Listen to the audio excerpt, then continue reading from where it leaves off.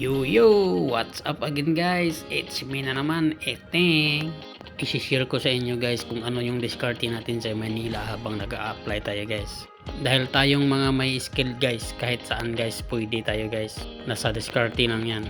Yung time na yan guys, kasagsagan ng pandemic, nakikita niyo ba yung ID ko sa gilid guys? Yan yung protocol ng barangay guys. 3 beses lang tayo lalabas sa isang linggo.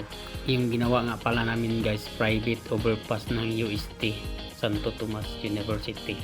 Papunta ng paaralan nila guys at saka tatawid doon sa dorm nila. Kasi yung isang beam na yan malapad, kaya nilagyan namin ng, sinapawan namin ng maliit, tapos kakatayin namin yung, tapos ipapantay namin yan guys. Hindi nyo ba alam guys na siniswerte ako sa bridge na yan guys?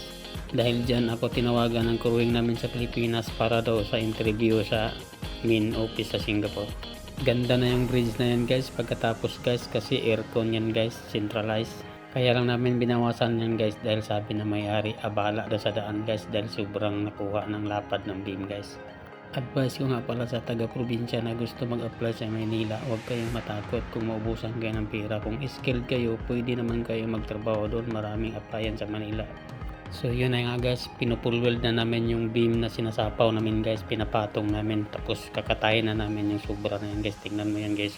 So dahil napulweld na namin, umpisahan na namin yung pagkating. So ito na nga guys, simulan na ni Iting sa pagkating ng beam guys.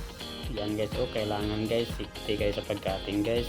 Doon kayo papabor sa lugar na hindi kayo matumbahan ng beam dahil nako, delikado ang kapal-kapal ba naman yan, bigat-bigat. Remembrance pictures sa Santo Tomas University. Shout out nga pala sa mga kasama ko dyan, Alquizar Lumulho, Gary Ganal, siyempre ako Isidro Bantilan, at saka yung foreman namin na si George Palo.